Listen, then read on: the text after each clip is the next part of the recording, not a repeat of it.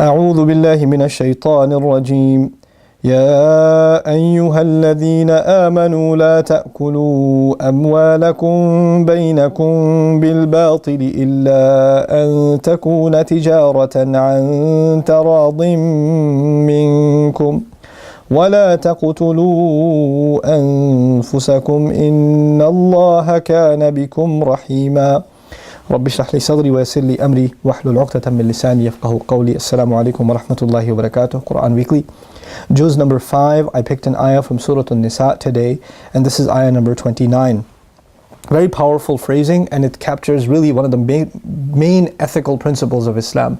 Those of you who claim to believe, Ya ayyuhalladhina amanu, la ta'kulu amwalakum baynakum bil batil. Don't consume each other's money using falsehood. Don't lie on your hours at your job when you have to punch in. Don't lie about it. Don't earn, when you're a consultant and you get paid a certain number of hours, to fill a job or by the hour, and you're just sitting having coffee and chilling or whatever, and you're getting paid for that, unless your employer knows that that's what you're doing. إِلَّا أَن تَكُونَ عَن تِجَارَةً عَن تَرَاضٍ مِّنكُم. Unless it's a trade that's happening, a business that's happening with mutual agreement among you. In other words, nobody can be 100% productive all the time. That's not humanly possible. So you might feel like, okay, I'm going to work 9 to 5, but I take a 40-minute break sometimes. I just sit there and talk sometimes. Is that okay? Well, if your employer knows that's what you do and it's acceptable to him, then it's okay because it's mutually agreed. إِلَّا أَن تَكُونَ تِجَارَةً عَن تَرَاضٍ مِّنكُم. Unless it's a trade, it's a business, that's mutually agreed upon. Other than that, don't scam people out of money. Don't overprice things. Don't overcharge for your services. If you're a mechanic, don't inflate your price because you're the only mechanic in like 10 miles. And this guy's got a transmission problem. Might as well tell him his timing belt and his engine fluid and all this other stuff is messed up too, because what's he going to do? So all he can do is use you, right? Don't overbill people as if you're a physician, and charge them more and more and more because they're desperate and they're coming to you. Don't manipulate people like that.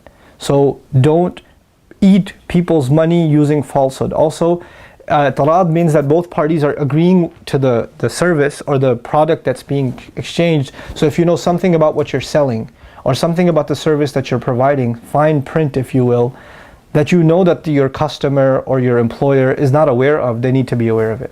They need to know. Because if they don't know and you're kind of skimming money out of them, then this is unacceptable to Allah. So most of our cell phone contracts, right, the fine print, this is bil batil, because you get all these fees and inconvenience fee or whatever, convenience fee and this fee, and you don't even know what these fees are for. And you never agreed to them, but they're all tacked on there, and they have a 40-page fine print that you have to sign at the end, and they know you're not going to read that if you're a normal human being. So, that's how they get away with these kinds of false agreements. We, Muslims, when we go into business or professional agreements or employment, we cannot consume money based on falsehood. We cannot eat people's money. And it's not just about employees with employers, it's employers with employees too, and that's what I'll end with. That employers, decide to pay a certain amount. When your employee's working harder and they're doing more, and you're not paying them more as a result, or you're paying some employees more than you're paying other employees for the same exact work because you're giving preferential treatment, this is also falsehood. This isn't right. You can't do that. These are unethical standards, that you pay some the same amount or you pay somebody else more amount even though they're doing the same work. This is you're eating their money because it's no longer your money. The person you underpaid, you just ate their money.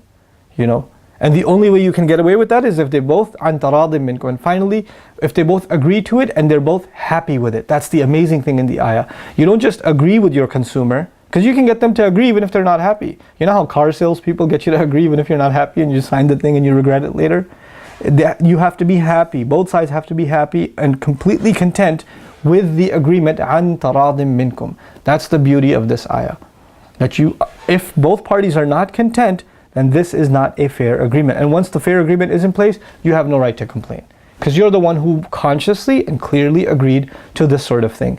If we abide by this principle, wallahi, our business practices and our organizations and our companies, the companies that we run, and us as employees, we're going to have much better lives. May Allah Azza wa Jal help us be fair in our business dealings and implement the wonderful ethics that are in this beautiful ayah of Surah An-Nisa. Barakallahu li wa lakum. Wassalamu alaikum wa rahmatullahi wa barakatuh.